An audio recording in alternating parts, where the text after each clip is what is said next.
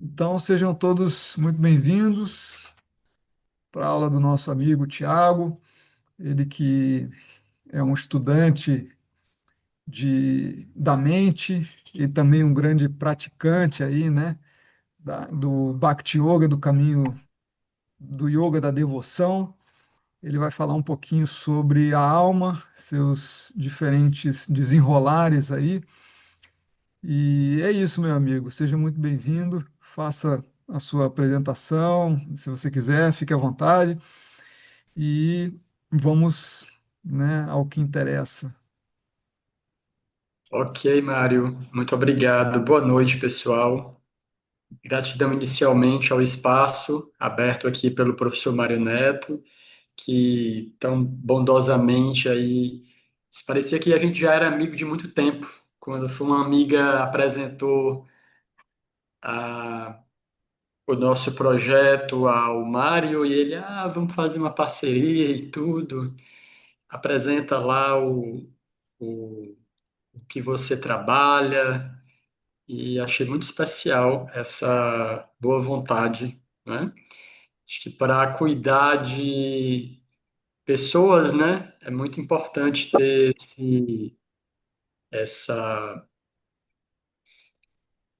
essa abertura, né, para cuidar, para dar atenção.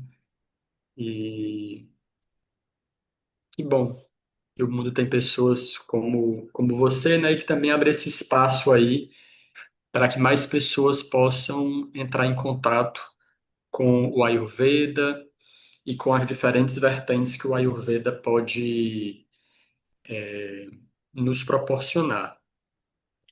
Boa noite a todos também. Agradeço também a oportunidade de estar compartilhando esses conhecimentos. Como o professor Mário já falou, eu ah, estudo a filosofia Bhaktivedanta há quase 30 anos. E de 15 anos para cá, eu comecei a estudar também saúde mental.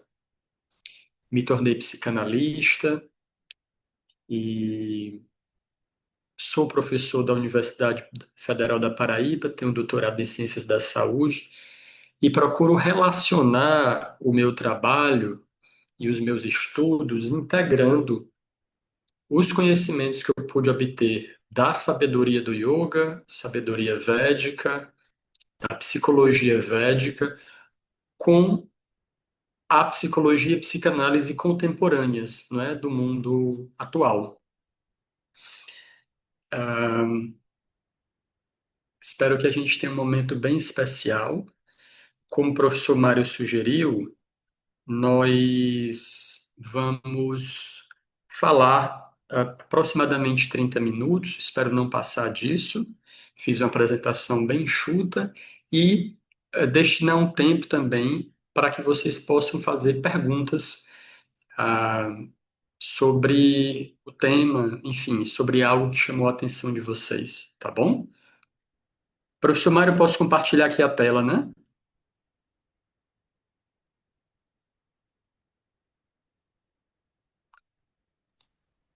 Tá liberado para você compartilhar? Senão eu passo você aqui pro. Eu vou enviar aqui a solicitação. Ah, sim, perfeito. Foi? Foi. Acho que foi agora. Obrigado. De nada, meu amigo. Seja bem-vindo. Tiago, fica tranquilo, tá? Se passar um pouquinho, relaxa, Tá, tá? Não tudo esquenta bem. muito. Assim, é um protocolo que a gente tem, mas óbvio, né? Que Tá, a gente tem flexibilidade. E o mais importante é que você consiga passar o seu conhecimento, tá? É um prazer te ouvir tá aqui, tá, meu certo. amigo? Tá bom. Mas eu gosto de dar aulas sintéticas. Eu acho que é importante assim a gente tentar sintetizar no meu dia a dia na universidade, né? Sempre que eu posso. Claro, tem cursos, mini cursos, eu tenho que falar o dia todo quando o assunto é. Mas eu acho que é bem importante a gente focar no que é mais relevante. É, mas eu agradeço a disponibilidade se eventualmente passar alguns minutos. Bom, então, vocês conseguem ver aí ah, o projeto que eu estou à frente, juntamente com a minha esposa, Fernanda Seco. a Universidade Bhaktivedanta. Convidamos vocês a conhecerem um pouco mais desse projeto, no Instagram e no YouTube. Colocando lá esse nome vai aparecer, tá certo? E aí, trago hoje essa aula aberta para vocês sobre Entenda Sua Alma, Mude Sua Vida. Tema que eu acho que para mim é muito caro. A gente trabalha com várias palestras, cursos, e esse tema, né, entender a alma, entender o que de fato nós somos, é a base para a gente conseguir fazer uma reformulação interna.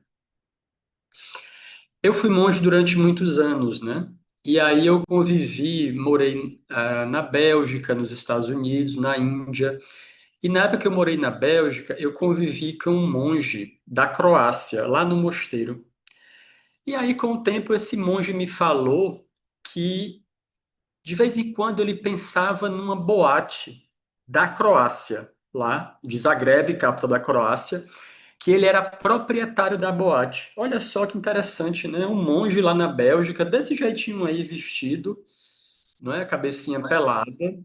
Ah, e ele me falou, depois de meses, né? O pessoal lá é mais fechado e tudo, não fala isso logo nas primeiras semanas, mas depois de um tempo, ele me falou que vinha essa lembrança dessa boate, inclusive a boate que ele era proprietário lá na capital da Croácia, em Zagreb. E pasmem, uma coisa muito interessante é que a coisa que ele mais gostava, na época ele não era monge, ele não era espiritualista, né, quando ele tinha essa boate, mas o que ele mais gostava nessa boate não era de contar o dinheiro, não era de dançar com o pessoal. Vejam só, era de quando tinha uma briga, os seguranças tinham que chamar ele para ele apartar a briga e ele ia pegar o causador da briga e jogar, arremessar para fora da boate com toda a força. Imaginem, gente, um monge tá no processo, né? Assim, pelo menos ele tá só lembrando disso. Ele não tá querendo fazer. Ele era um monge de 2 metros de altura, 1,5 metro de largura, assim, bem grandão. Eu imagino ele fazendo isso. Mas vejam, né, que mesmo ele estando dentro do mosteiro, cultivando anos e anos a fio a espiritualidade, essas memórias ainda vêm. Isso é muito interessante. Outro dia, uma senhora me procurou no Instagram. Ela mandou a seguinte mensagem no direct: Eu venho de uma família de muita fé, respeito e amor, simples e honesta. Casei e minha vida virou de ponta cabeça. Entrei em uma família que só pensa em bens materiais e desunida. Sofro muito. Sinto que me suga toda a energia. Muito forte, né? A pessoa me procurou pedindo apoio, ajuda, a orientação. E o que que tem a ver a mentalidade do monge com a mentalidade dessa senhora, né?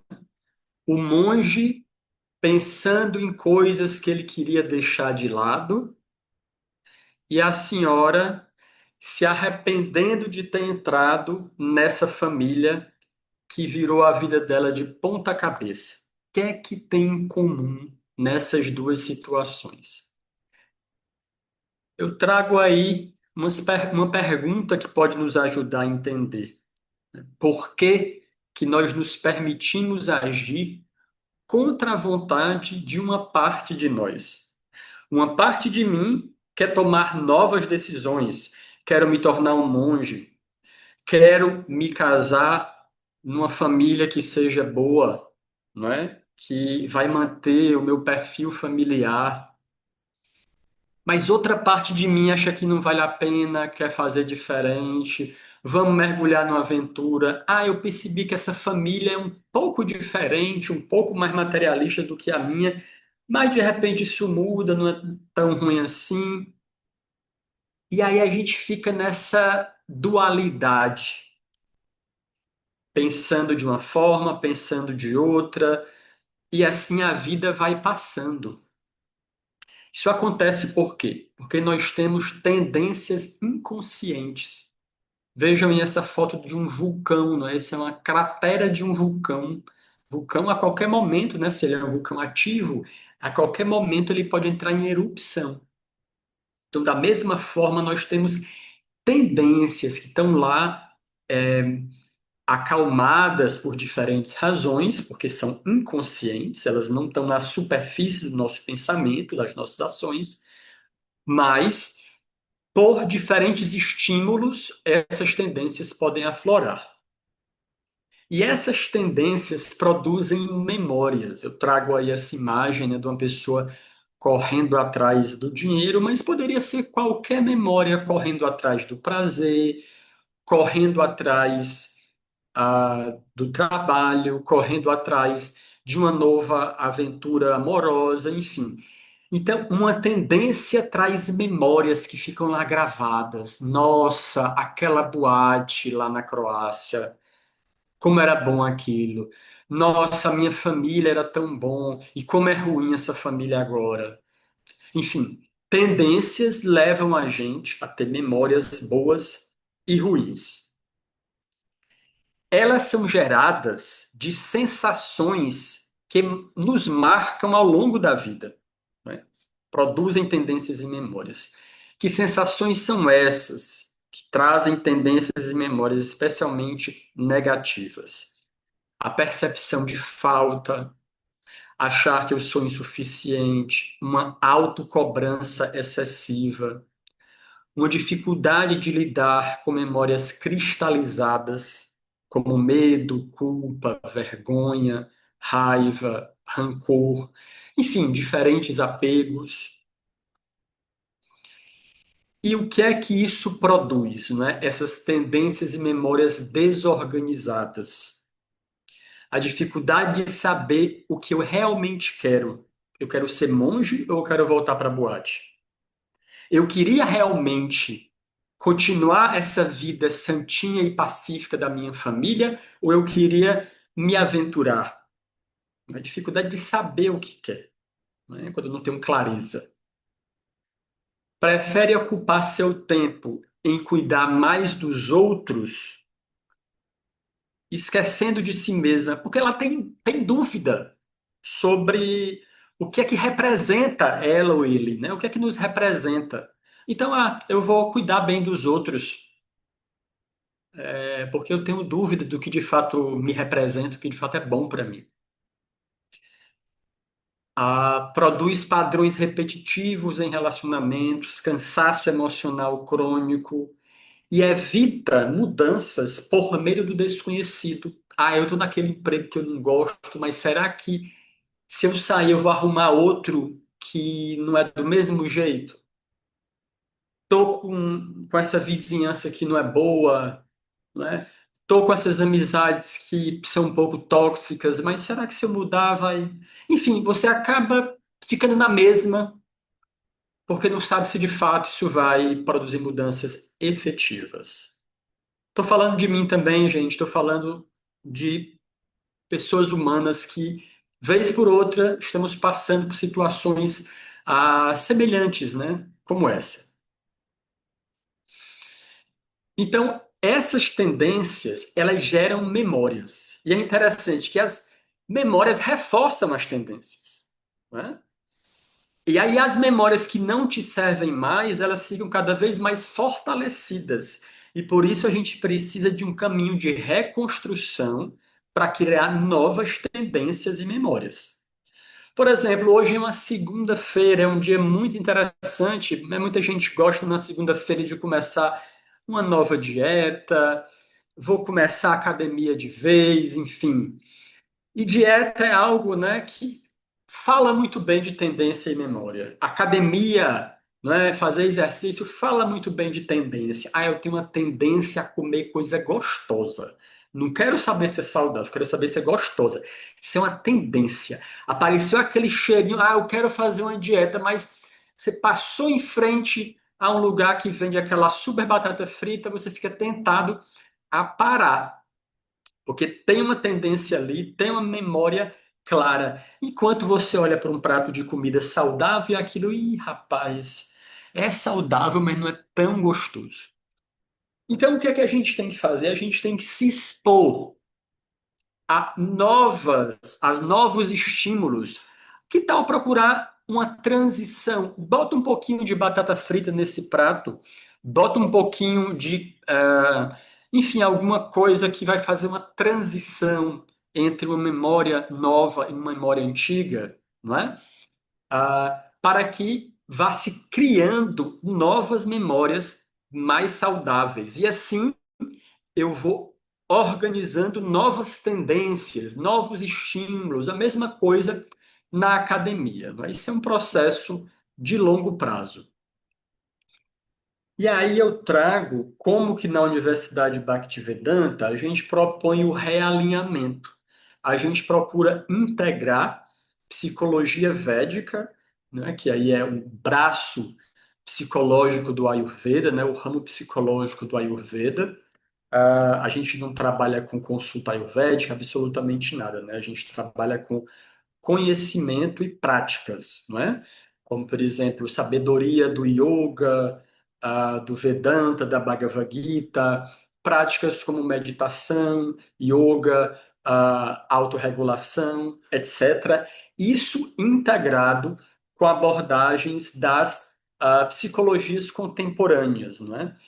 Então, uma mistura de sabedoria oriental milenar, que já tem um lastro histórico que produz uma enorme, né, capacidade de transição, de mudança interior há milhares de anos, e o que as abordagens da psicologia e da psicanálise contemporâneas podem colaborar. Não é? Essa integração ela é única, ela é muito produtiva, ela é muito transformadora, porque acessa diferentes dimensões dentro de nós. Né? Então, acessa o que é racional e moderno, contemporâneo, acessa o que é milenar, ancestral, convergindo para uma mudança interior.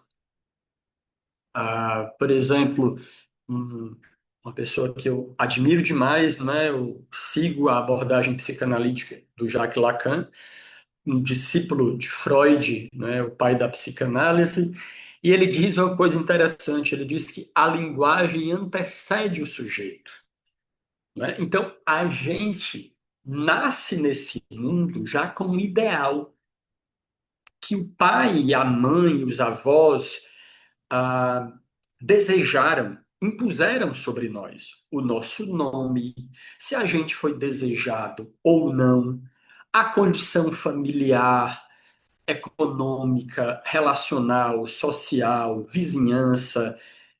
E a gente nasce ali naquele tapete mitológico, a gente pousa ali naquele ambiente que a gente vai absorver gradualmente como esponja, não é?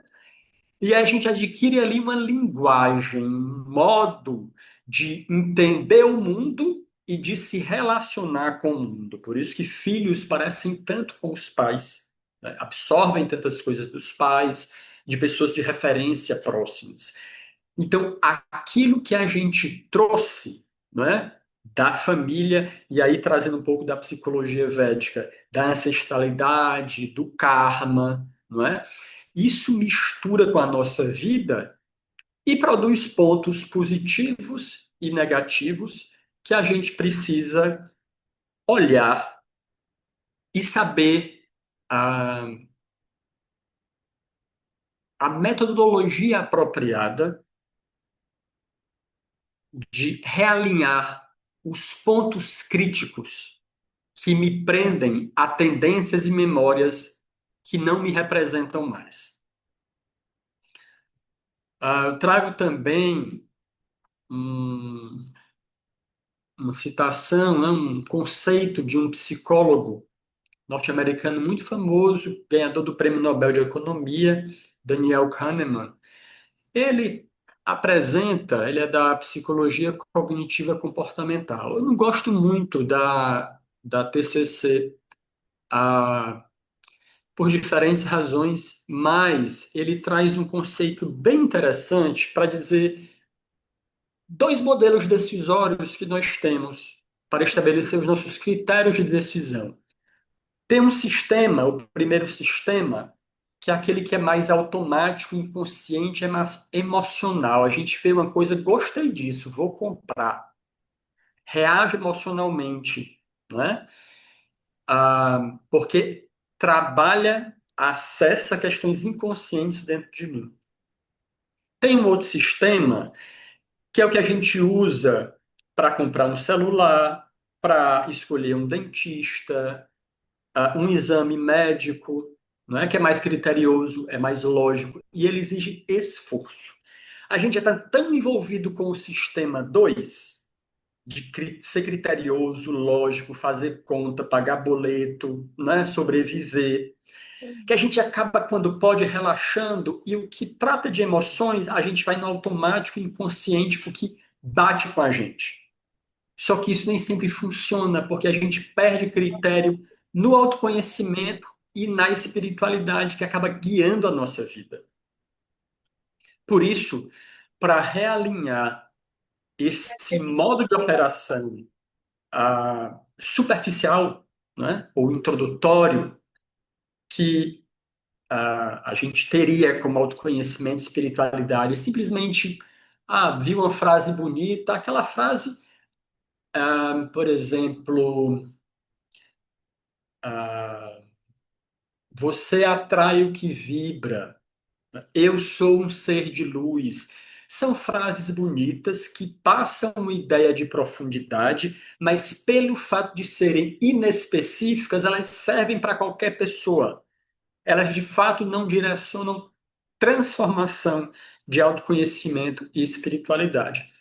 Para produzir mudança um pouco mais criteriosa, a gente, ao longo de vários anos, desenvolveu essas 5 áreas da vida, que vai trabalhar tendências de comportamento, que eu acabei de apresentar, não é? Essas tendências de comportamento. Então, um já está apresentado, e eu vou apresentar agora, rapidamente, identidade e consciência, né?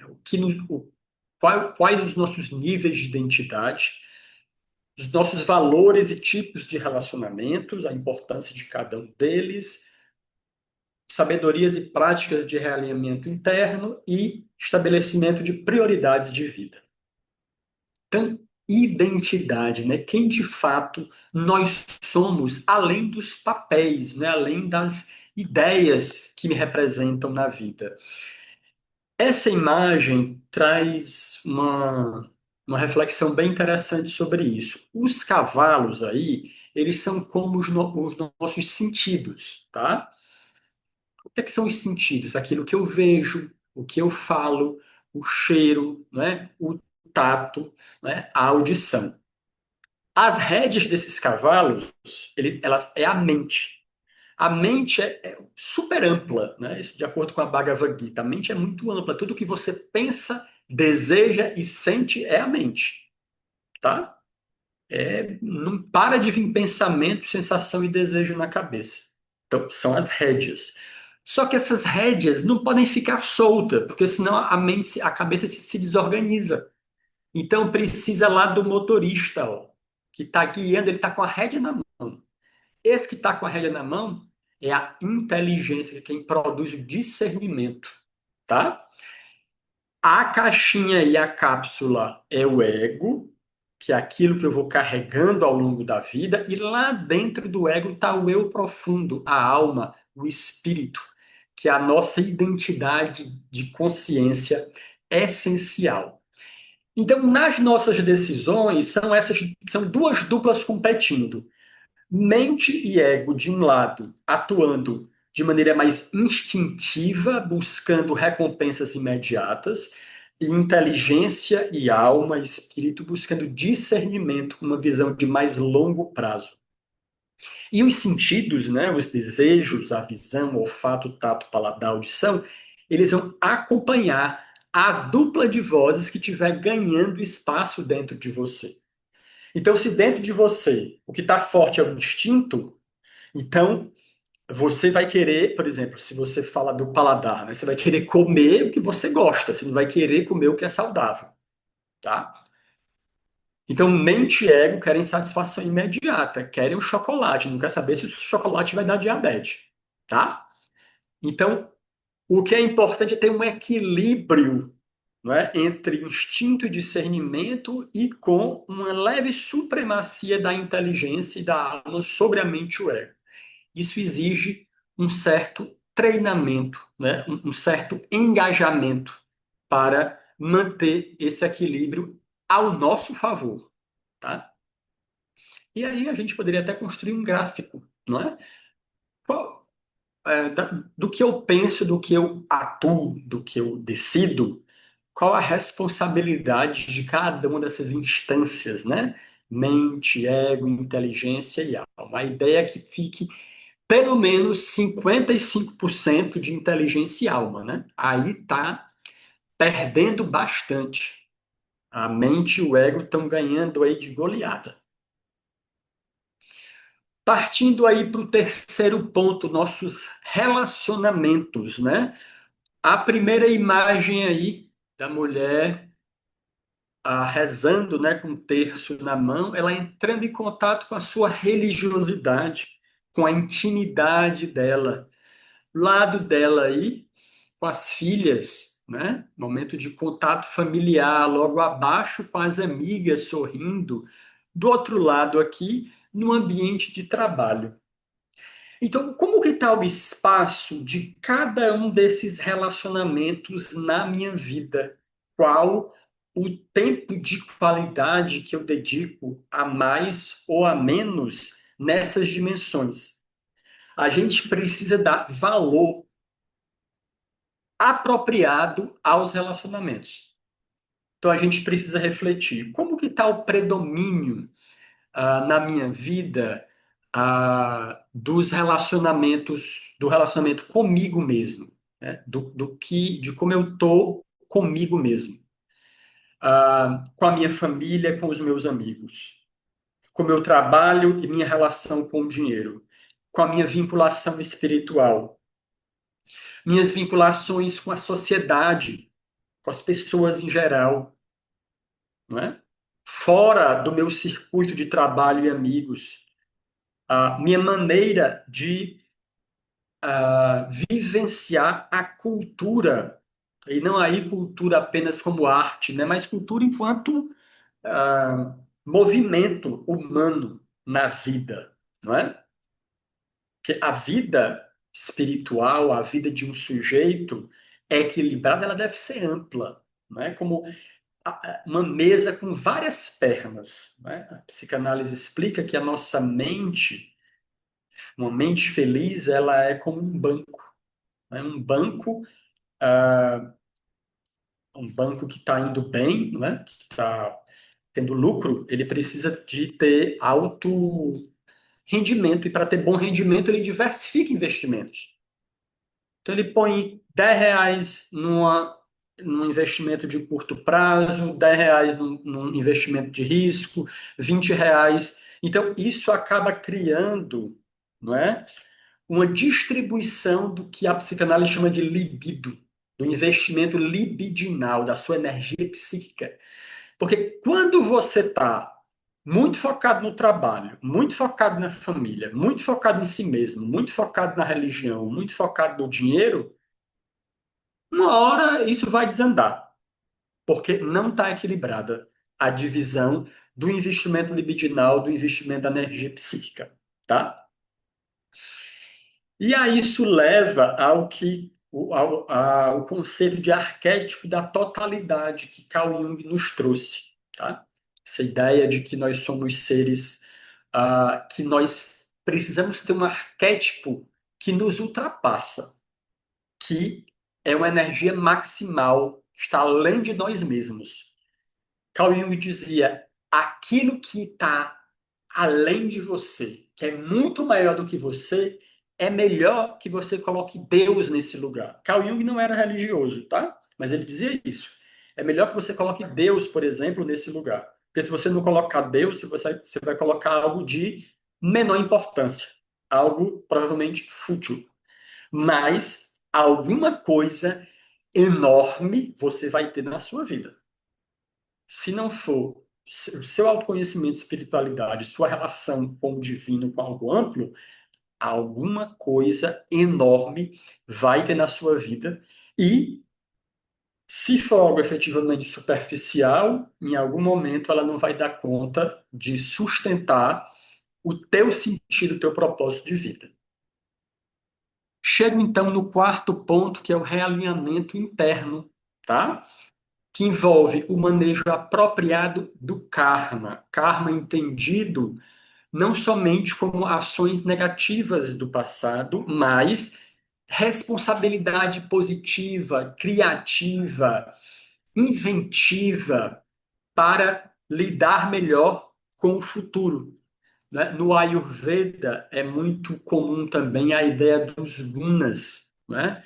Então, na Bhagavad Gita se fala muito dos protocolos, né, dos gunas, de sattva, rajas e tamas, né?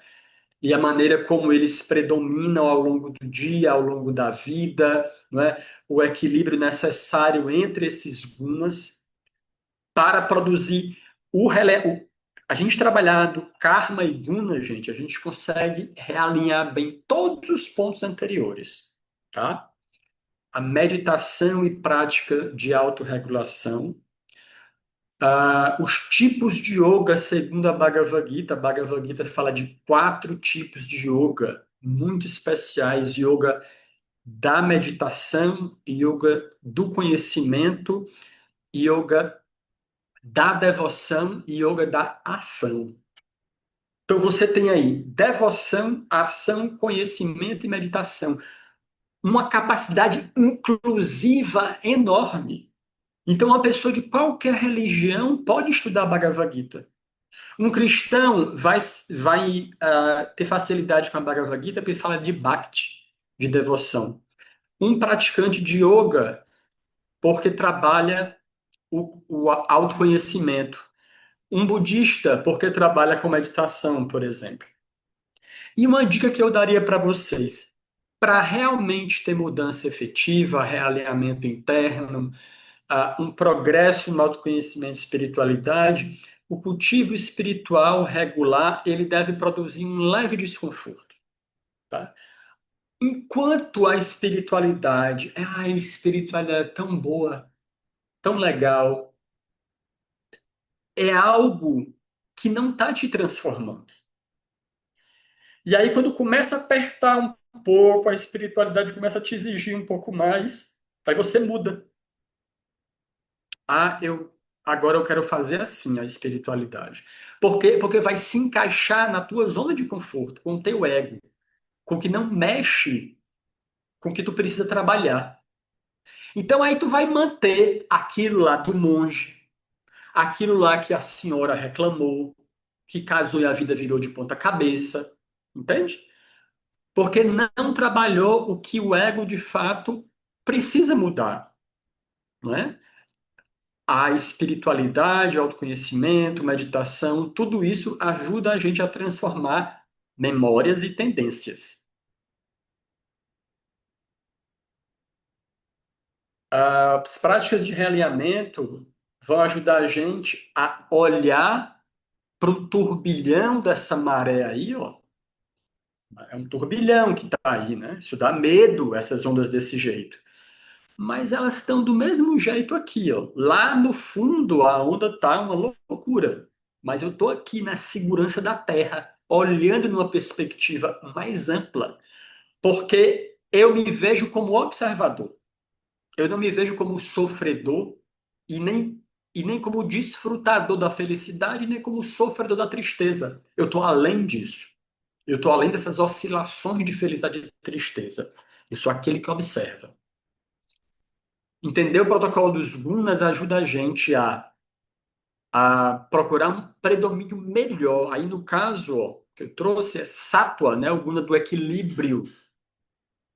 Ele está muito ah, tímido, né? Sattva precisa estar mais predominante para diminuir a força. O que é rajas? É o desejo, ansiedade, vontade, crescimento, mobilização. Tamas, conservadorismo, autoproteção, né? reatividade, inércia. Então, quando eu aumento bondade, equilíbrio, visão ampla, rotina, regularidade, estudo, práticas. E, gente, não precisa de milagre, não precisa de muito sofrimento, é começar com pequenos ajustes.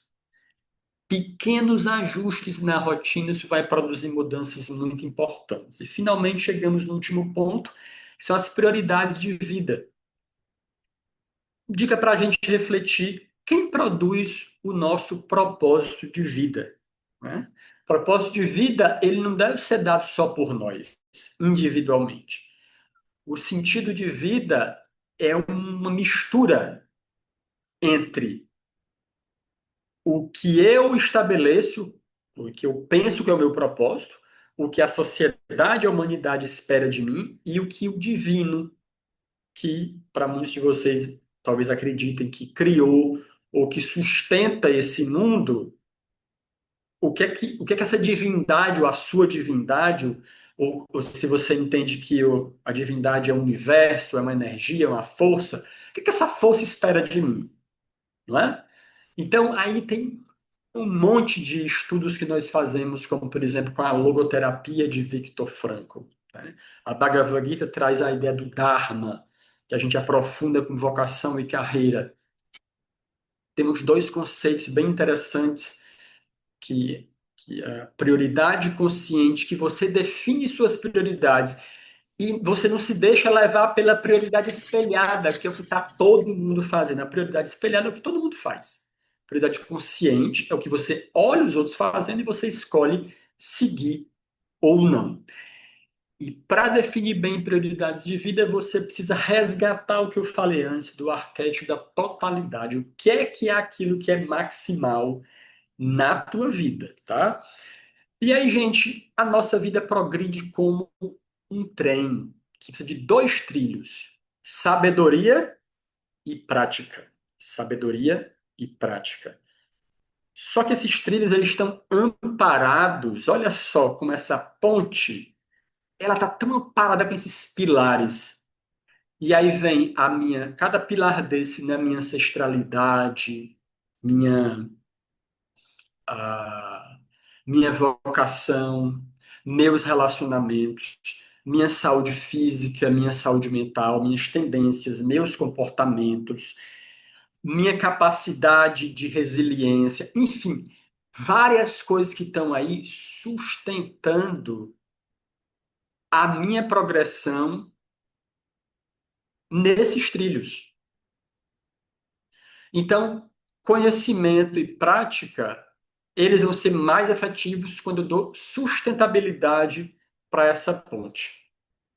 Quem quiser saber um pouco mais, gente, convido vocês a conhecerem um pouco do nosso livro que eu escrevi com minha esposa, Fernanda Seco, do Lago ao Oceano. Vocês podem ir no nosso site, institutocultive-se.org.br, que vai estar lá, ou então procura a gente no Instagram, no Facebook, um livro bem especial de autoconhecimento e espiritualidade segundo a Bhagavad Gita. Convido vocês a participarem do nosso curso que a gente está lançando agora, entendasuaalma.com.br. Procura saber um pouco mais desse curso, onde a gente vai ampliar em 4 meses, a gente vai ampliar aos poucos o estudo detalhado e você vai estar num grupo de pequeno de mentorandos acompanhando essa integração única de desenvolvimento espiritual com sabedorias milenares do Yoga, Vedanta e Bhagavad Gita e psicologia contemporânea. Nós acreditamos que esses diferenciais vão te permitir uma nova forma de ver o mundo e a vida, integrando ciência e espiritualidade com supervisão experiente e responsável, tá? Algo que realmente você pode confiar.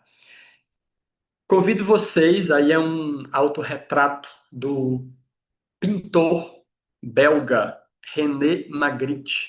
Olha que especial, olha que estimulante para o nosso autoconhecimento. Ele olha para o ovo e pinta o pássaro.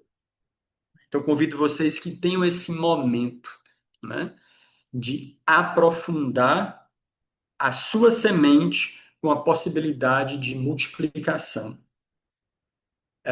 Quem quiser, conheça um pouco mais da Universidade Bhaktivedanta no Instagram e no YouTube e procure saber um pouco mais do Entenda Sua Alma, esse curso de 4 meses que a gente pode desenvolver.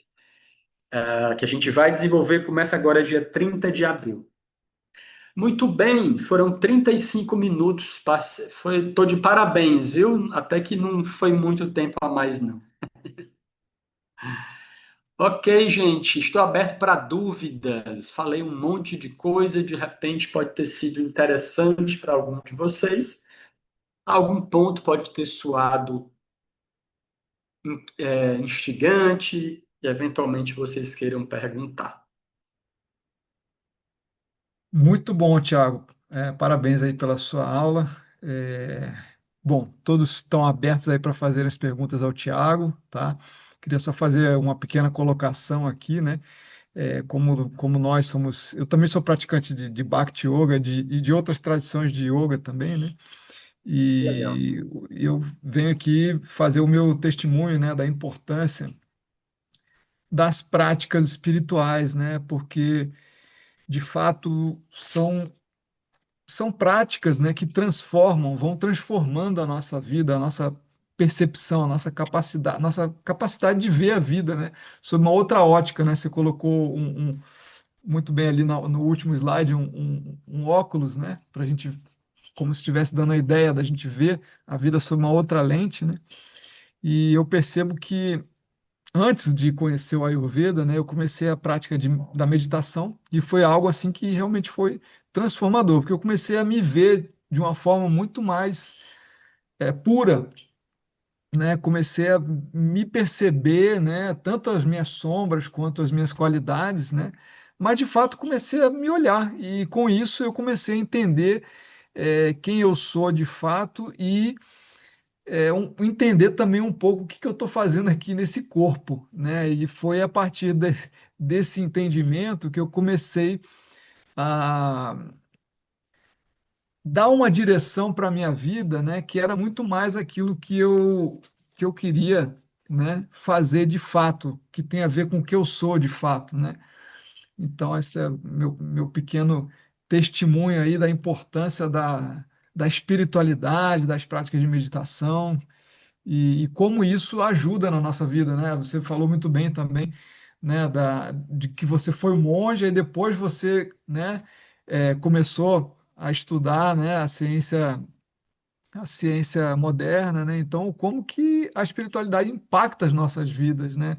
Então, minha fala é nesse sentido de endossar a importância da gente realmente ter uma prática espiritual diária, contínua e constante. Não é aquela coisa da gente só rezar lá quando as coisas não vão muito bem, né? Mas de fato entender isso como algo positivo na nossa vida, né? Que está ali no dia a dia, né? Como você dorme, como você se alimenta, como você faz uma atividade física, a espiritualidade também deve ter um local, né? Nesse sentido prático, tá? Claro, claro. É isso mesmo, que legal esse teu testemunho. Gratidão, Mário. Eu também penso do mesmo jeito. Eu acho que a gente, quando a gente se entende enquanto um sujeito espiritual, né, o Vedanta fala disso, né, de você se ver como aquele que observa, aquele que experimenta, aquele que ah, não se identifica, é bem libertador. E aí, quando você cultiva isso no seu dia a dia, e você aprende a metodologia de como cultivar e também observa os pontos, tendências e memórias que podem dificultar isso, aí é interessante quando a psicologia contemporânea também entra, né? E como a psicologia védica dos gunas, do karma, vão ajudar a fazer esse equilíbrio, né? É bem especial. É uma área muito boa, né? Ayurveda, Vedanta, psicologia, que esses temas que esse grupo, né, que você coordena, debate, esses espaços, floresçam, né? Estejam mais nas escolas, nas universidades. Eu trabalho isso com meus alunos também na universidade. No caso, é mais quando eles estão em situação de crise, né? Eu faço prevenção também na universidade, né? Com projetos de extensão e tudo, prevenção em saúde mental. Mas também ofereço atendimento gratuito. Tem um projeto que oferece atendimento gratuito para pessoas, né, alunos em situação de crise emocional. Então, às vezes, a crise é uma forma de nós nos abrirmos para o novo, né? Para novas possibilidades de enxergar o cuidado, de enxergar a promoção de saúde. Amanhã de manhã a gente vai lançar um novo texto lá no Instagram sobre eutanásia e Vedanta. É um tema que já está voltando aí, né? Tá aparecendo algumas situações. Uma pessoa, inclusive, me procurou lá no Instagram da gente, querendo ajuda, uma brasileira querendo ajuda para fazer eutanásia. E eu conversei com ela no privado e tudo, e já estava vindo assim também essa. Na mídia, né? Uma colombiana, agora uma brasileira que foi para a Suíça, enfim. E, e aí eu comecei a pesquisar um pouco, conversei com algumas amigas e tudo sobre esse tema, para procurar observar o quanto o cuidado humano ele pode ser ampliado. Tem uma médica que fala sobre a eutanásia, ela na verdade não fala sobre a eutanásia, ela fala sobre a dor total, Cicely Saunders. Ela traz vários elementos que compõem a dor total, físico, emocional, e um deles também é a espiritualidade. E, e eu coloco, né, no texto que a gente vai publicar amanhã, esse ponto de que a, a espiritualidade, se há espaço, se a eutanásia abre espaço para falar do sofrimento, vamos procurar entender o sofrimento também sob a perspectiva do Vedanta, que é super acolhedor, é absolutamente acolhedor, porque uma pessoa que pede eutanásia, ela está tendo um sofrimento absurdo, né? Um sofrimento, na visão dela, incompatível com a vida. Então, como um conhecimento, não religioso, mas um conhecimento filosófico, espiritualista, pode dar elementos que colaborem para uma nova visão de cuidado, uma nova visão do sujeito e que possa eventualmente fazer a pessoa reformular a sua decisão, né, de partir. Eu morei um pouco como monge na Índia e lá na Índia tem um hospital da nossa tradição chamado Hospital Bhaktivedanta. E eu, inclusive, quando eu adoeci, fiquei internado lá. Conheço o hospital, uma amiga minha também fez residência lá. E, e ela disse, né, eu conversei com ela esses dias para ver essa questão da eutanásia e o Vedanta.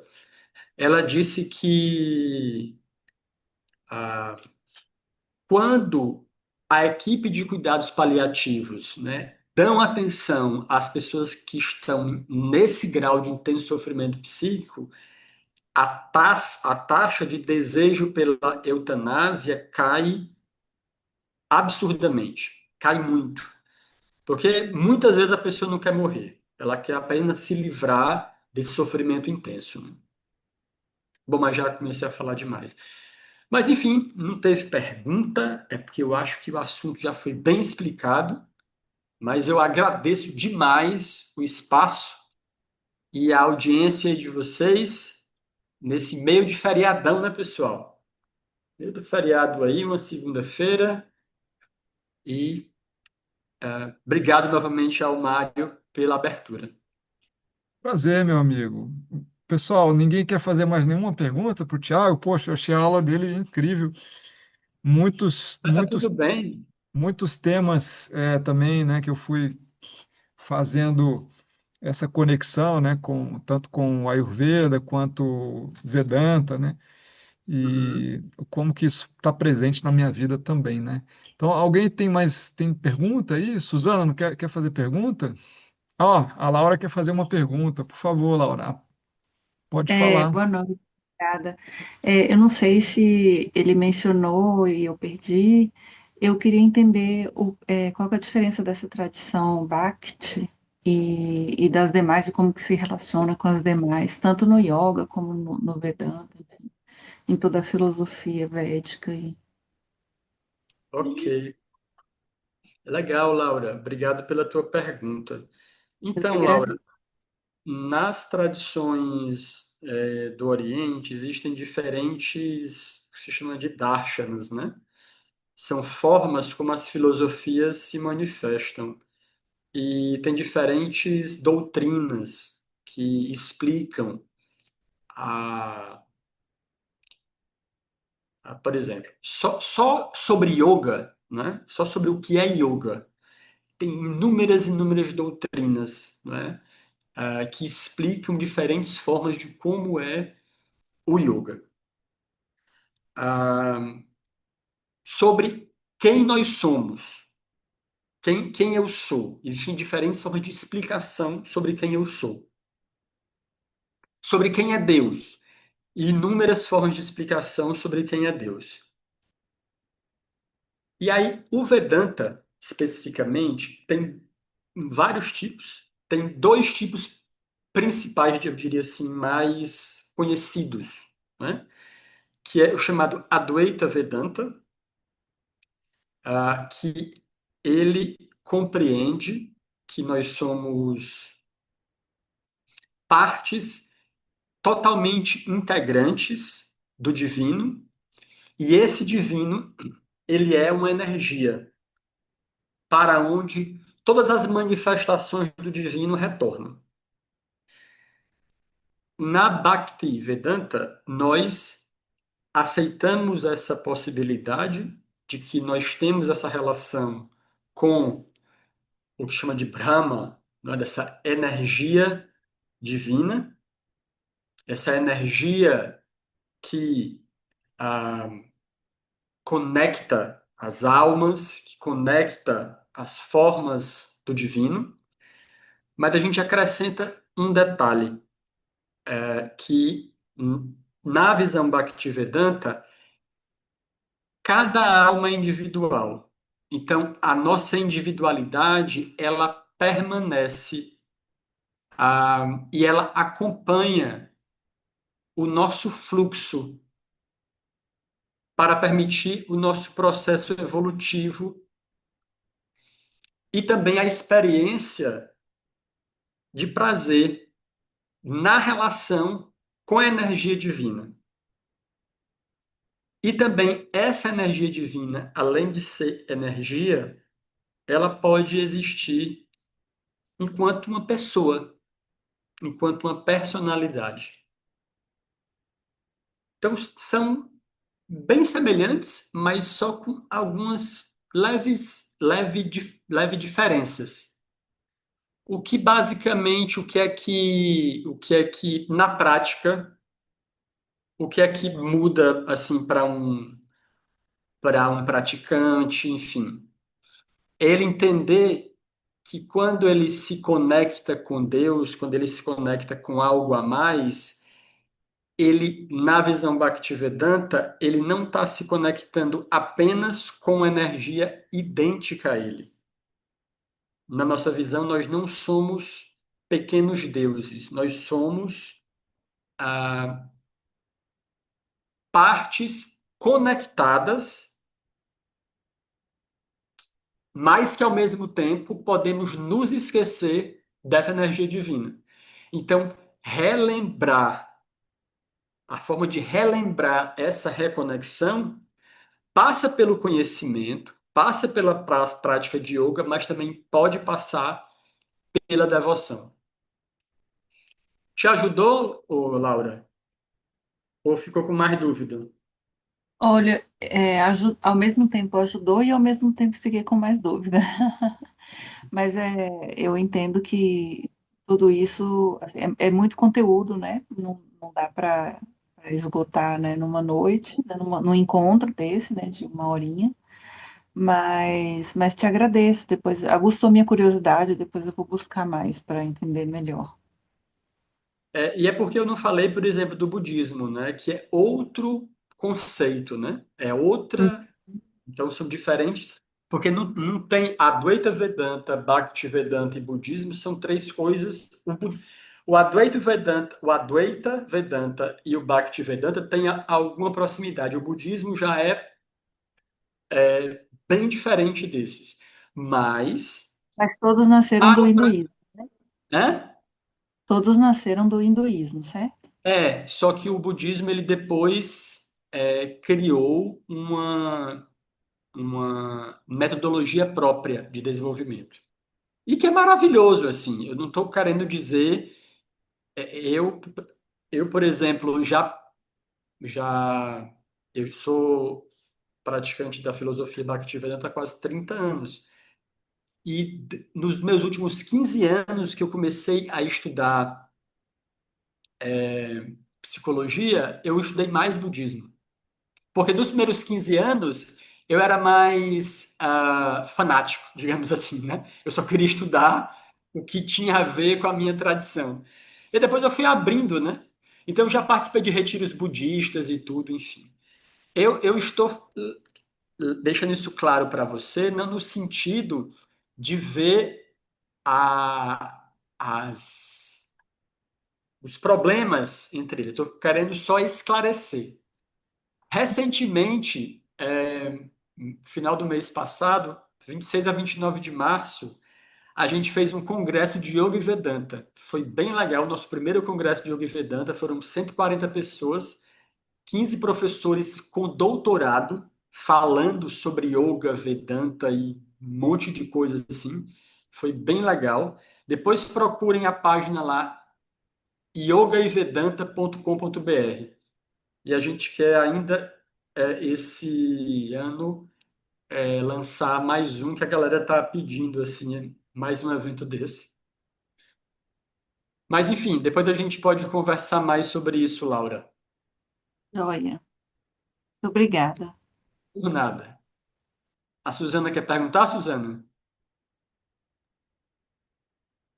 Quero sim. Eu vou ver se eu consigo formular minha pergunta, que você foi respondendo umas partes, eu fiquei na. Eu acho que essa parte ainda não foi respondida. Quando você colocou sobre a visão do Bhaktivedanta, que nós somos partículas, né, como se fossem partes, eu visualizei na minha cabeça como se a gente fosse parte do todo, mas cada qual na sua frequência. E, e nós como parte, como fazemos parte de um mesmo todo e cada qual na sua frequência, aí eu não sei por que que eu liguei com o Dharma que você colocou de propósito. Então, é devido a esse Dharma que a gente entra ou a gente aumenta a nossa frequência de acordo com o nosso propósito. E aí, aí eu vou ligar lá no, a gente quer acabar com a dor e não com a vida, né?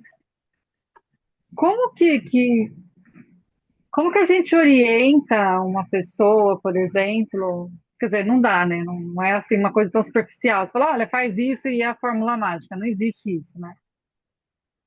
Mas como que a gente acolhe, melhor, acho que é melhor falar, acolhe uma pessoa que está nesse processo de dor tão profunda que ela tem o desejo, mas ainda assim acredita no Dharma. Ela chega nessa miscelância. Eu estou falando isso porque eu tenho uma pessoa muito próxima da minha vida e ela está nesse processo. Ela acredita muito que existe um propósito, né? E ela não consegue mudar a frequência dela para ela alcançar esse propósito devido à intensidade do sofrimento que ela está atualmente, porque ela está com um câncer de mama e aí sarou, né? e deu metástase na coluna e agora ele está alocado na região da bacia do cóccix. E aí ela falou para mim, eu sei que nas filosofias antigas essa região tem muito a ver. E aí misturou bastante coisa, bastante informação, mas o que ela ficou fixada foi justamente a relação do Dharma, do meu propósito maior. E ela falou, é justo? Existe a justiça quando foi eu que desorganizei a minha frequência com o planeta, que aí acabei entrando nessa doença, em vez de manter a minha frequência elevada? Falei, bom, eu acho que eu consegui mais ou menos conectar, né? Porque é muita informação e parece que não, mas eu acredito que você entendeu, desculpa. Sim, sim, claro, eu entendi. E que bom que você trouxe aí vários pontos aí que ajudam a contextualizar. Muito legal. Vamos lá. Primeiro ponto é sobre a nossa identidade, não é? Nós somos, cada um de nós, de acordo com, se você, de acordo com a Bhaktivedanta, mas também Vedanta, Advaita Vedanta, budismo, enfim, tem bastante semelhança. Nós somos uma alma, um espírito puro. Nós somos uma alma pura, tá? Eu poderia explicar isso, vários momentos explicando isso, mas essa alma pura, ela precisa de um corpo, de uma mente para interagir no mundo. Então, a gente só vive interagindo. E essa alma está também num corpo de animal, num corpo de planta. Todos os seres vivos são almas, só que eles estão em diferentes corpos. Então, aqui eu sou uma alma e estou utilizando esse corpo físico, essa mente, esse espaço, esse modo de interação para permitir que eu me manifeste. Tenho muitos desejos, tenho muitos apegos, tenho anseios. Tudo isso fica registrado no que se chama de corpo sutil, na mente, inteligência e ego. Aquilo que eu falei, mente, inteligência, ego, é onde fica registrado os meus desejos, as minhas vontades, minhas clarezas, minhas confusões. E o meu processo evolutivo deve me levar a reduzir, clarear, né? Tirar o véu da mente, inteligência, ego, confusão, que dificulta que eu me perceba enquanto alma. Pessoas nascem, renascem, morrem. Quando a pessoa morre, ela volta no pontinho que ela estava, com a mente exatamente como ela, os mesmos desejos, apego, tudo, porque não é um processo salvacionista. Nenhum processo do Oriente é salvacionista, é processo genuíno. Não é que você se rendeu, não. A rendição, ela envolve uma entrega do coração, e a entrega do coração queima karma. Então, se não foi uma entrega, não teve uma queima de sementes e tudo, enfim. Então, o ponto é que esses desejos eles vão passando. Minhas aspirações elas vão passando. Então, e até ao longo do meu percurso de vida, eu vou tentar organizar, harmonizar esses desejos com a natureza da alma, com o Dharma profundo da alma. Existem dharmas objetivos da vida. O Dharma do trabalho, o Dharma ah, prático de você ser um pai, uma mãe, um filho que cuida de pessoas, não é? Mas existe um Dharma transcendente que conecta você com o divino. Então, a nossa tentativa é de não atrapalhar que esse Dharma floresça. Só que, como eu coloquei na aula, mente e ego vão trazer instinto. Inteligência vai trazer discernimento. Então, quando a gente ouve buddhi, quando a gente ouve inteligência, quando a gente ouve discernimento, a gente reduz a força da mente e do ego e isso dá mais chance para que no meu percurso de vida eu reduza a influência que as energias negativas dentro de mim vão ter, até que ao longo dessa vida, ao longo de outras vidas, eu fique tão leve que eu me libere dessas condições, né? E aí eu esteja iluminado, ou eu vá para um plano espiritual diferente, aí vai depender de cada crença, tá? Mas isso que eu falei, ela é muito comum para várias práticas e várias religiões da Índia, do Oriente como um todo. Pegando o caso aí da sua amiga, né? O apego, ele gera confusão. Então, quando a gente está apegado à experiência do corpo, à experiência da mente, à experiência da vida, quando a gente está convicto de que é o corpo, de que é a mente, de que morreu, acabou, quando a gente. Porque uma coisa é o acreditar, outra coisa é o viver. Uma vez, um amigo meu, ele adoeceu, ele foi diagnosticado com câncer nos ossos. Quando eu soube disso, eu liguei para ele. Ele também faleceu já. Ele era praticante de Bhakti Yoga, Hare Krishna também. E ele já praticava, era um senhor já, ele já praticava há mais de 30 anos. Ele disse: eu tive a minha vida toda para treinar, ou seja, para estudar, para meditar, para praticar. Agora o árbitro apitou o começo do jogo. Agora começou o jogo, quando eu fui diagnosticado com essa metástase nos ossos inteiros. Agora comecei a jogar.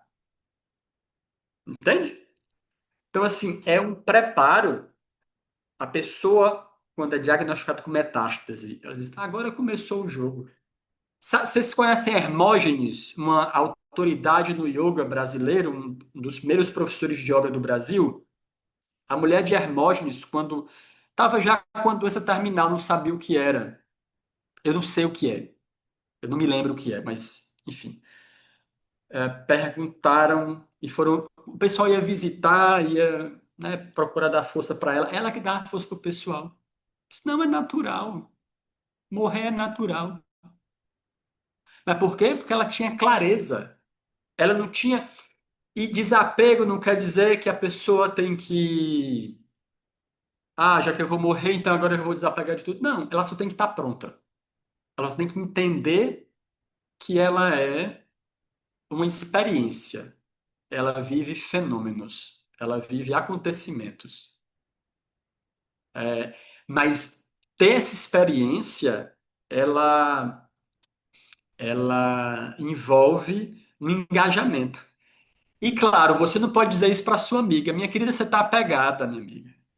Você está apegada, você tá tão apegada que a cabeça está com. Porque com apego, a, a, a inteligência, a mente sobressai a inteligência fica confusa. Por exemplo, você é parado numa blitz. De acordo com o Dharma, você não pode sonegar o guarda. Mas você pode pensar, não, mas a multa seria R$ 1.000, vou dar R$ 50 para o cara, ele fica feliz, eu economizo R$ 950 para usar para o Dharma. É uma, é uma, é uma, é uma saidinha de brasileiro, né? Assim. Então, porque na verdade, o que, o que eu lembrei agora de um amigo meu, o nosso mestre espiritual, ele visitava a nossa cidade, eu sou cearense e moro em João Pessoa há muitos anos, mas ele visitava Fortaleza. É, de 2 em 2 anos, nosso mestre espiritual ia para Fortaleza. E esse meu amigo falou: próxima vez que ele vier, porque a gente levou ele no meu carro, tinha um Fiat Uno bem velhinho para universidade, para não sei o quê. Aí ele disse: próxima vez que ele vier, eu vou estar numa caminhonete zero para poder oferecer um carro bom para ele.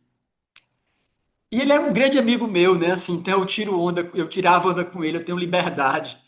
Então eu disse, olha, você acha que precisa mesmo? Se você quiser comprar a caminhonete, compra. Mas você pode ter um carro mais simples e quando ele vier, se aluga. Só para os 2 dias que ele tiver aqui. Não precisa você comprar.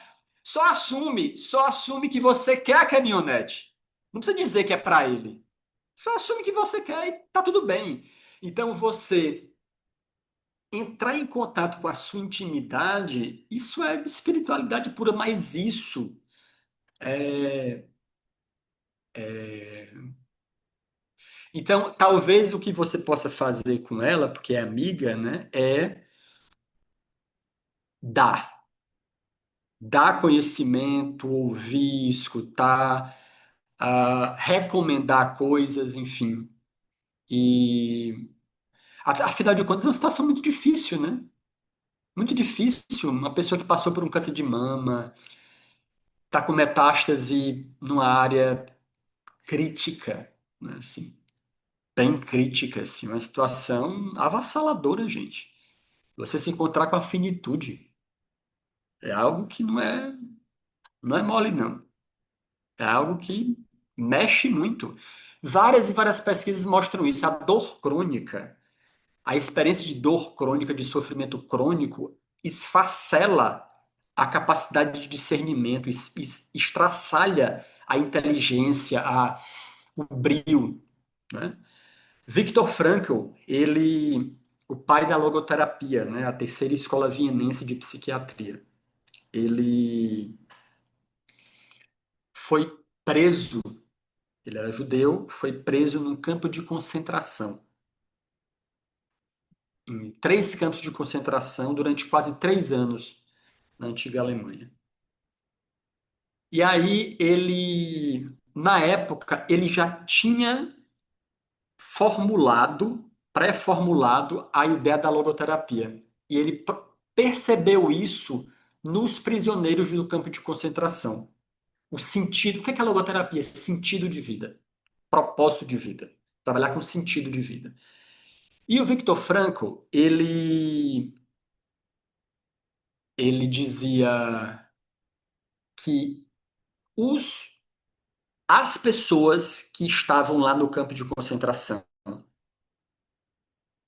tinham algumas que estavam desesperadas, que estavam simplesmente esperando morrer. Só para ter ideia, no campo de concentração tinha que ficar guardas alemães vigiando possíveis locais de suicídio. Porque os próprios presos queriam se matar, gente. Porque não via esperança. É uma situação muito difícil. 3 anos passando frio, fome crônico, frio, fome, humilhação, chicotada, anos e anos assim. Então, quando algum guarda vacilava, um prisioneiro corria e se jogava na, na área de alta tensão para morrer eletrocutado. Outros não. Outros prisioneiros estavam altivos, escrevendo, esperando reencontro com a família, conexão com Deus, esperando algum propósito ali. Tem algo, claro, de uma resiliência profunda, única do sujeito, né? Que como você lida de uma maneira tão diferente, num contexto tão absurdo desse, mas a partir disso aí ele refinou a teoria da logoterapia, do sentido de vida. Então é algo que você pode construir quando adequadamente conduzido. Se ela, sabe essa mulher que eu falei no começo da aula, essa senhora que me procurou? Eu não posso dizer, eu não sou terapeuta dela. Então o que eu sugeri para ela foi para ela procurar na cidade dela uma terapia de casal para fazer com o esposo. Porque o problema é a família. Mas se ela encontra o esposo como aliado, se o esposo compreende a dor dela, e se ela tem realmente essa dor, em que nível é essa dor. Então, a terapia como esposo seria muito interessante. Então, mas eu pude falar isso porque eu já tenho, né, uma experiência com psicanálise e tudo, enfim, isso também já dá um. Eu não posso dar conselho para uma pessoa que está à distância, não, não é ideal, especialmente numa situação crítica como essa.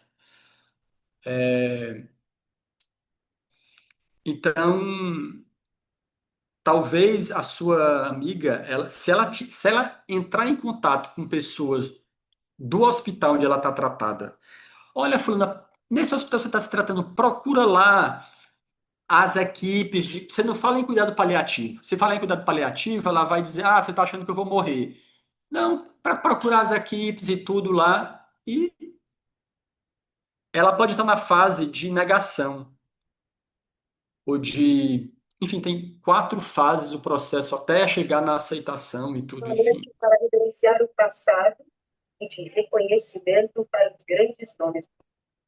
Hã? Eu não. Bom, enfim, não sei se eu te ajudei, Suzana, mas é isso, né? Bom, acho que já falei demais aí. Ajudou sim. E uma parte dessa que ela entende, ela fala assim, primeiro eu entendi que uma parte não é castigo, e logo de cara eu encarei isso como um castigo. Mas durante o processo da retirada da mama, ela falou assim, eu fui tocada na parte que mais me era cara, que é a minha vaidade. Eu percebi que eu era muito vaidosa quando eu tive que fazer a retirada total. E aí, mesmo fazendo todo a prótese, né? Colocou a prótese, tudo bem, mas uma deu rejeição. A partir daí, ela teve certeza absoluta que ela tinha que lidar com o emocional e o ego dela, que ela falou: eu não me percebia tão enraizada na matéria, como era Que bom que ela percebeu importante isso. para Que bom. minha aparência. E aí ficou teoricamente curado, né, de mama, mas aí passou-se 9 meses, aí deu metástase na coluna. Ela falou, então eu estou num processo que eu não sei mais para onde olhar. O que eu estou fazendo de errado? Qual o caminho que eu fiz de errado? Porque o que eu tinha de melhor na cabeça dela, né, que era do jeito vaidoso dela, ela gostava muito de dançar, inclusive. Eu falei, então, se está te faltando movimento, é porque você provavelmente devia ter feito algum outro movimento na vida que não foi o que você tomou. Ela falou, nunca mais eu vou poder dançar. Eu falei, acho que nunca mais é uma palavra muito forte, mas que você tem que olhar para dentro, sim. E aí ela me começou a questionar essas relações com frequência, e tudo mais, aí virou uma bagunça. Eu falei, não posso te responder isso com tanta exatidão, até porque eu não te dei tanto a mente, não estou tão aprofundada assim. Preciso ouvir alguém que conheça mais. E ela começou a conectar com a espiritualidade, então virou essa miscelância, mas o sofrimento está grande. Seria bom ela fazer terapia, se ela puder, e ela procurar o grupo de cuidado paliativo, vai ser muito bom para ela. E pode estimular a vaidade dela, vai ser bom. Ela só precisa entender, como ela já entendeu, que a vaidade ela tem um lugar na vida dela. Ela tem um espaço. Mas ela não é essa vaidade, ela não é esse papel, ela não é esse fenômeno. Mas a vaidade é boa, dentro de limite, né? Não tem problema. Tá ótimo, obrigada, professor. Por nada. Tiago, Fernando Seco, minha esposa quer falar. Oi, boa noite. Eu vou aparecer e vou fechar, porque senão vou dar só um oi para vocês me verem, né? E vou fechar para não ter problema com a conexão, até porque eu tô vendo que tá falhando aqui um pouco. Vou pedir licença, tá? Para eu falar. Eu queria só trazer um ponto, Suzana, dentro do que você trouxe, porque inicialmente você perguntou da tradição Bhakti, né? Eu acho que. Se é, apresente, né? É bom você se apresentar. Sim, bom, eu sou, profissionalmente, eu sou psicóloga clínica e também sou cofundadora da Universidade Bhaktivedanta. Queria dar um oi para o Mário, conversamos pelo Zap. É um prazer estar podendo estar aqui com você pessoalmente, com todo esse grupo. Perguntas muito relevantes, comentários muito relevantes. Bom, vou ficar com a câmera aberta. Qualquer coisa, se der problema, eu fecho ela, tá? Então, você começou trazendo essa questão de Bhakti, e agora no final, e foi uma coisa que me chamou a atenção na sua fala com relação à sua amiga, pela dimensão de que quando coisas boas acontecem com a gente, é como se a gente estivesse fazendo as coisas certas, né? E quando coisas aparentemente ruins acontecem na nossa vida, é como se a gente tivesse feito alguma coisa errada. Bhakti desconstrói um pouco isso. Porque pegando a Bhagavad Gita como livro referência da tradição, ela passa num contexto de guerra e um contexto em que o protagonista tem que contra-atacar a família, mestres, pessoas de grande admiração. E ele está ao lado de Krishna, que para a tradição representa o Supremo. Então seria estranho, por que que Deus, né, faria alguém sofrer, alguém que ama tanto? Mas a ideia não é, o sofrimento ele vem a partir de uma falsa identificação de quem somos. É como o Tiago trouxe ali a dimensão do mar turbulento e do mar quando a gente vê a paisagem, o horizonte. É o mesmo mar, o que muda a perspectiva. Então, não significa que porque coisas aparentemente ruins estão aparecendo na nossa vida, que a gente fez algo de errado. Na realidade, essa avaliação é uma avaliação pessoal. Isso é a nossa percepção, porque a nossa visão sobre o acontecimento é limitado. No final, você trouxe assim: bom, a minha amiga, que era muito vaidosa, e não tem problema ser vaidosa, o ponto é quando você tem a vaidade como meta e você perde a oportunidade da vida de desenvolver a consciência. A espiritualidade, ela acaba entrando nesse lugar de desenvolvimento da consciência. Pode estar associada a uma religiosidade ou não. E por isso é muito legal a dimensão da logoterapia que traz a visão da espiritualidade como uma dimensão noética, ou seja, a capacidade que a gente tem de se conectar com uma dimensão que transcende a experiência humana, que pode ser religiosa ou não, mas pode ser o afeto, pode ser um propósito.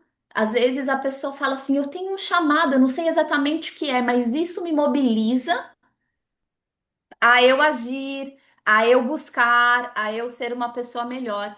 Então, a, a, a ideia é que, independente da situação que aconteça com a gente, seja uma dimensão tecnicamente boa, aprazível para os sentidos, ou seja uma situação tecnicamente ruim, não tão satisfatória para os sentidos, que a gente possa se perguntar: para quê?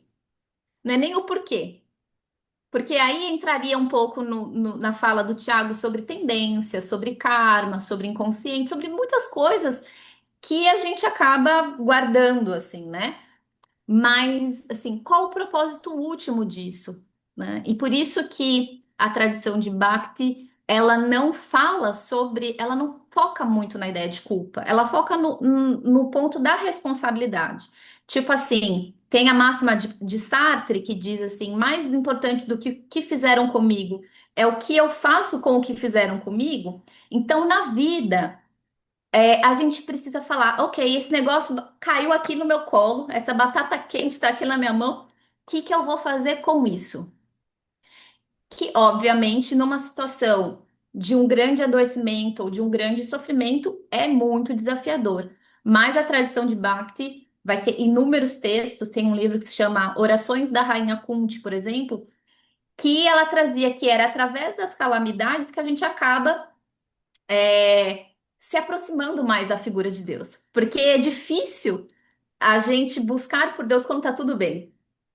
É mais comum que a gente busque quando as coisas não estão tão boas, a menos que a gente possa cultivar essa espiritualidade, né, ao longo da vida. Então, quando chega, você fala assim, poxa, porque a gente está tão acostumado a ver Deus em tudo, inclusive nas coisas boas, que quando vem a coisa ruim, a gente segue o fluxo, porque a gente já está acostumado com essa conexão, né? Então, o que eu traria aqui é uma nova leitura sobre a realidade, porque a avaliação de bom ou ruim, ela vem de uma perspectiva dual da matéria que a gente está e também de uma cultura em que se fomenta a busca por prazer, a não morte. Então, a gente vê uma cultura da vida eterna, assim, no sentido de muitos, não pela questão da vaidade mesmo, né?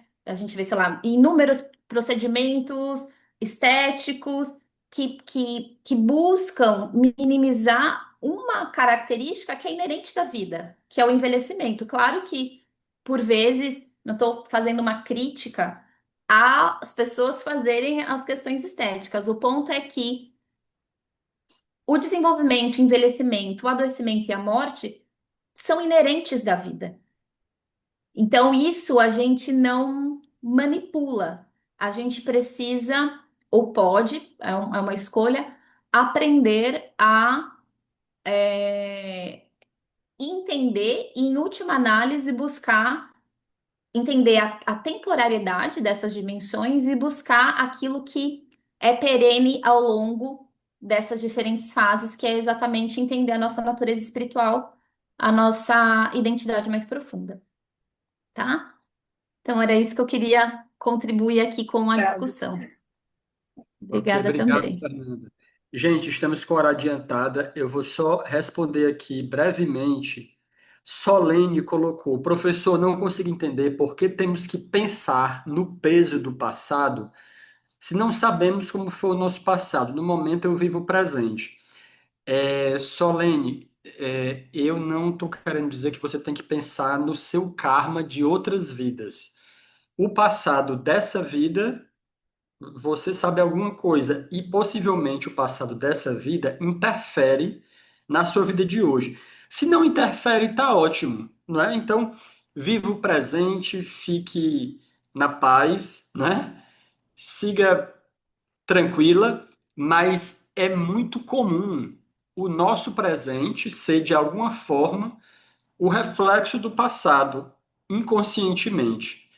Se isso for verdade para você, em algum momento isso vai aparecer, mas não vá ficar procurando, como diz no Ceará, não sei se fala aí também, não vá ficar procurando cabelo em ovo, não, viu?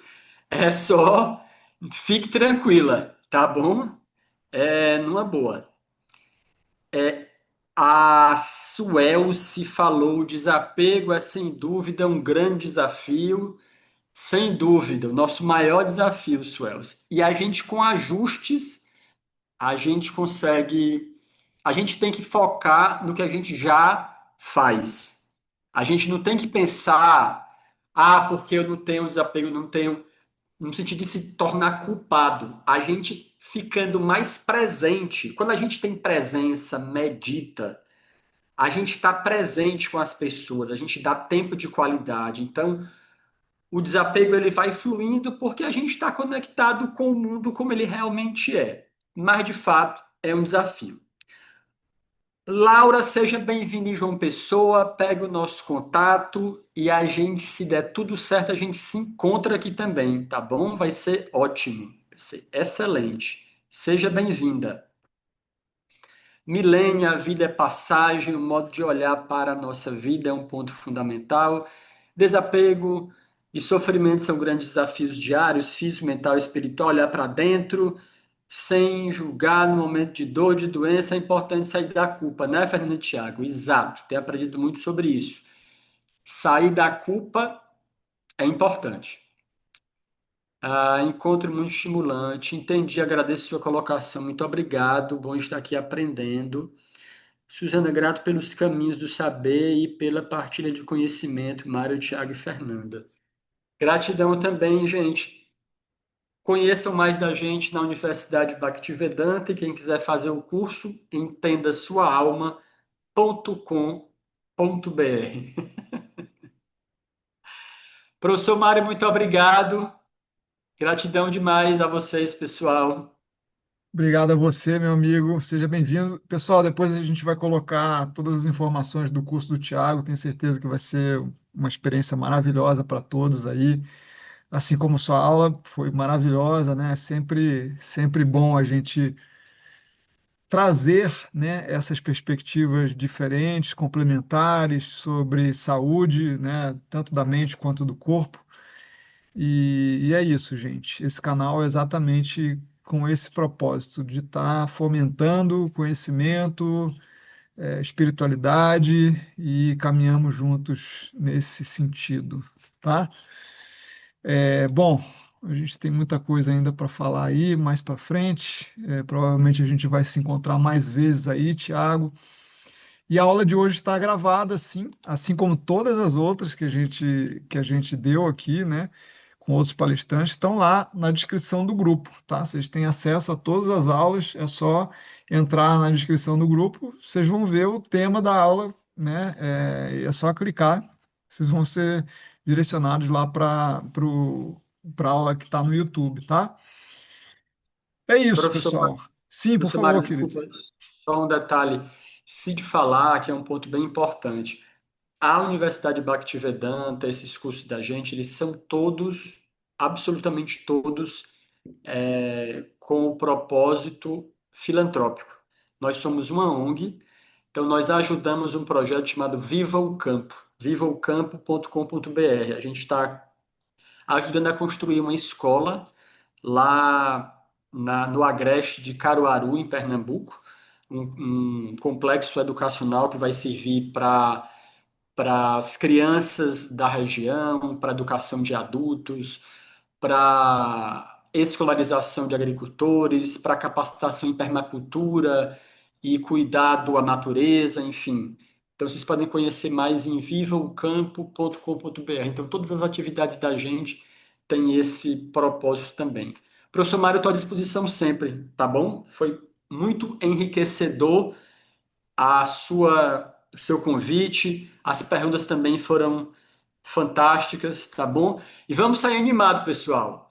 É daqui para frente, tá bom? Sem culpa e vamos construir uma nova jornada a partir dessas informações, tá bom? É para pensar o que a gente está construindo a partir de agora. Porque tem gente que pensa assim: ah, se eu tivesse é, ouvido isso há 30 anos atrás, mas não ouviu, então vamos para frente agora. Então, Muito bom. É isso, gratidão, gente. gente. É isso, Um então. abraço. Obrigado mais uma vez aí, Tiago, e a participação de todos. E, bom, vou colocar as informações do Tiago, ele vai me passar o texto lá. E qualquer coisa que vocês precisarem também, eu estou à disposição, tá? O Tiago está lá no grupo também, que precisarem é só contatar com ele ou comigo também, tá, gente? Boa noite a todos. Boa Boa noite. noite, Obrigada. obrigada.